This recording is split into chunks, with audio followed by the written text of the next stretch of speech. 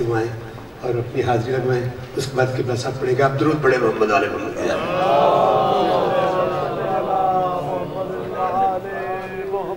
پھر بھی بآواز بلند کر صلوات پڑھیں.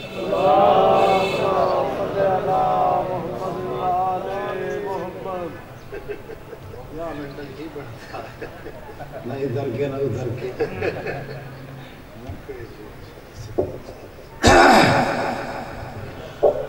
اعوذ باللہ السمیع العلیم. بسم اللہ الرحمن الرحیم. الحمد للہ رب العالمین. اللہم ایاک نعبد و ایاک نستعین. والعاقبۃ للمتقین والجنۃ للمؤمنین والصلاۃ والسلام علی اشرف الانبیاء والمرسلین سیدنا و سندنا حبیبنا و طبیب قلوبنا ابی القاسم محمد ثم الصلاۃ والسلام علی آلہ الطیبین الطاہرین المعصومین واللعنۃ اللہ علی اعدائہم ملعونین من یوم ھذا الی یوم الدین. اما بعد فقد قال اللہ تبارک و تعالی فی کتابہ المجید و فرقانہ الحمید. بسم اللہ الرحمن الرحیم. ثم اورثنا الکتاب الذین اصطفینا من عبادنا.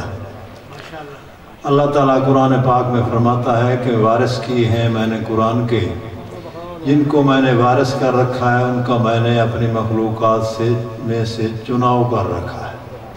وہ چنی ہوئی مخلوق ہے، عام مخلوق اور ہے، چنی ہوئی اور ہے. بعض اوقات لوگ کہتے ہیں کہ یہ جو انسان ہیں یہ اشرف المخلوقات ہیں. بعض اوقات لوگ الفاظوں کا استعمال سمجھتے نہیں کرتے ہیں. اشرف المخلوقات صرف اور صرف محمد اور اہل بیت محمد کا گھرانہ ہے.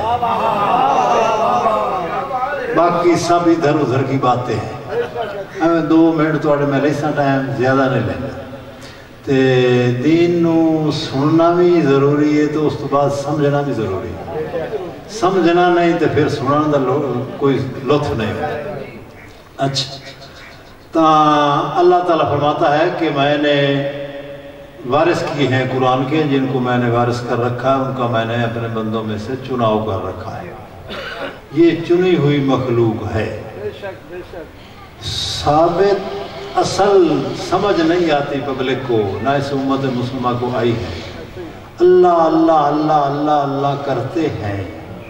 آج تک سمجھ نہیں آئی کہ خدا نہ کسی نے دیکھا ہے نہ کوئی دیکھے گا. سمجھ جاتے تو پھر پتہ چل جاتا ہے ان کے مقام محمد اور اہل بیت محمد کا کیا ہے. جب خود خدا روک رہا ہے من یطیع الرسول فقد اطاع اللہ، میں جو میری اللہ رسول کی اطاعت میری اطاعت. قل ان کنتم تحبون اللہ فاتبعونی یحببکم اللہ. یعنی میرے کو تو آمن دی کوئی لوڑ نہیں، میرے حبیب کو لا جائے. پھر بھی یہ کہیں اللہ اللہ اللہ اللہ اللہ بندے خدا دے وہ دی گل تو سن لو. وعدہ کی میں دوگری جی پولیسیا تھوڑے سمجھاؤں نہیں کرنا تاکہ تھوڑی سمجھ آ جائے گل. توحید کو سمجھنے کے لیے رسالت کو سمجھنا ضروری ہے. ضروری ہی نہیں بلکہ اشد ضروری ہے. جب تک رسالت سمجھ میں نہیں آئے گی توحید سمجھ میں نہیں آئے گی. رسالت کو سمجھنے کے لیے علی کو سمجھنا ضروری ہے.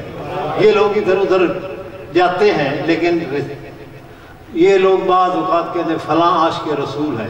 یہ غلط بات ہے کہ فلاں عاشق رسول ہے. اللہ بھی عاشق و رسول کا. یہ 2 ٹکے کا بندہ بھی کہے کہ میں بھی عاشق رسول.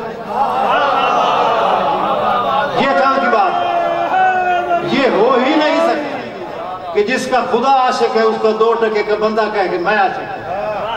یہ نہیں ہو سکتا. عاشق کا مقام مشوق سے بلند ہوتا ہے. وہ مجھے بندہ دکھاؤ جو رسول سے بلند ہے. کائنات میں وہ بندہ دکھاؤ جو رسول سے بلند مرتبہ رکھتا ہے تو پھر ہم سمجھیں گے کہ یہ عاشق رسول ہے. اس سے بلند ہے تو ذات توحید ہے بس اور کچھ نہیں. اور رسول کو سمجھنے کے لیے علی کو سمجھنا ضروری ہے اور علی کو سمجھنے کے لیے قرآن کو سمجھنا ضروری ہے. جب تک قرآن سمجھ میں نہیں آئے گا علی سمجھ میں نہیں آئے گا. لوگوں نے اس قرآن کو قرآن اصل قرآن سمجھ رکھا ہے حالانکہ یہ قرآن اصل قرآن نہیں. یہ اس قرآن کی فوٹو کاپی ہے، لیکن فوٹو کاپی کا مطلب یہ ہوتا ہے یہ کہ بمطابق اصل ہے، لیکن اصل نہیں ہے۔ یہ کدھر گیا؟ اچھا، تا یہ قرآن اس اصل کی نقل ہے۔ اصل قرآن جو ہے وہ علی ہے۔ اصل قرآن کو سمجھنے کی ضرورت ہے۔ آپ کا فرمان ہے کہ انا قرآن و ناطقون، میں بولتا ہوا قرآن ہوں۔ آیا مقام قرآن کیا ہے؟ میں چند لفظ نہیں تو ساری گلا سمجھا دے گا تاکہ تھوڑے چھوٹے جے دماغ خاکہ پورا آ جائے۔ اصل قرآن کا مقام کیا ہے؟ مقام قرآن کا یہ ہے کہ اللہ نے کائنات خوبصورت سے خوبصورت ترین بنا دی، لیکن کوئی جگہ اللہ کو پسند نہیں آئی جہاں قرآن بھیجتا، نہ ہی کوئی ایسی طاقت تھی جو قرآن کا بوجھ برداشت کر لیتی، وزن اٹھا لیتی۔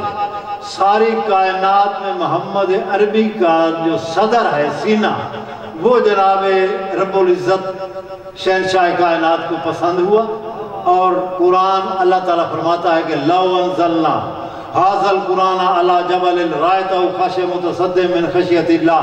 حبیب اگرچہ ہم یہ قرآن پہاڑوں پر نازل کرتے تو پہاڑ ریزہ ریزہ ہو جاتے، پہاڑ قرآن کا بوجھ نہیں اٹھا سکتے، لیکن میں تیرے سینے کو یہ طاقت عطا کر رکھی ہے کہ وہ قرآن کا بوجھ اٹھا سکتا ہے، میں نے اس لیے اس کو تیرے سینے پر نازل کیا ہے۔ قرآن رسول کے سینے پر نازل ہوا، اور سینہ ہے نبی کا اصل قرآن، اور زمانہ عید کا آتا ہے، دوش نبوت پر حسنین سوار ہے۔ قرآن پر قرآن رکھ دیا جائے تو جائز ہے۔ مسلمان تجھے سمجھ آج تک نہیں آئی کہ حسنین کا مقام کیا ہے؟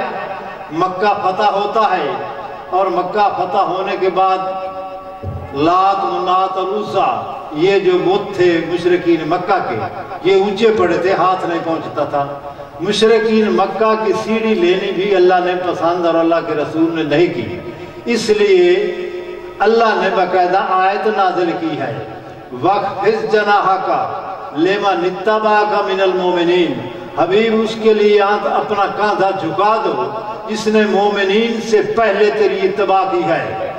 یعنی رسول عمر میں، ظاہرہ عمر میں علی سے بڑے ہیں، چاہیے تو یہ تھا کہ علی رسول کو اٹھاتے، لیکن اللہ فرما رہا ہے کہ قرآن پر قرآن رکھ دیا جائے تو جائز ہے، فرق نہیں پڑتا۔ اس لیے میرے پیارے رسول علی کے لیے اپنا کاندھا جھکا دو۔ جب کاندھا جھکا دیا گیا تو علی سوار ہوئے تو لات منات اور عزا کو گرایا گیا، تو جناب رسول اللہ پتہ ہے کیا فرماتے ہیں؟ اے علی، کیا کہنا تیرا کہ تو حق کا کام کر رہا ہے، اور کیا کہنا میرا کہ میں حق کو اٹھائے ہوئے ہوں۔ الحق ما علی علی ما الحق، القرآن ما علی علی ما القرآن۔ اور اس کے بعد ہوا کیا کہ حکم ہوا جناب بلال حبشی کو کہ بلال اذان دو، کعبے کی چھت پر چڑھ کر۔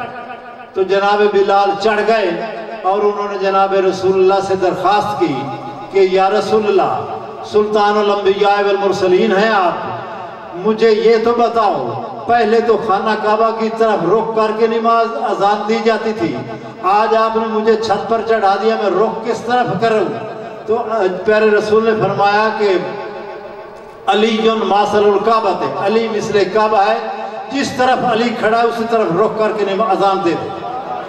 یہ ہے مقام علی اور قرآن کا مقام۔ اللہم صلی اللہ محمد و آل محمد۔ چلو میاں تو پیر گھٹ لیا سو ٹھیک کرو۔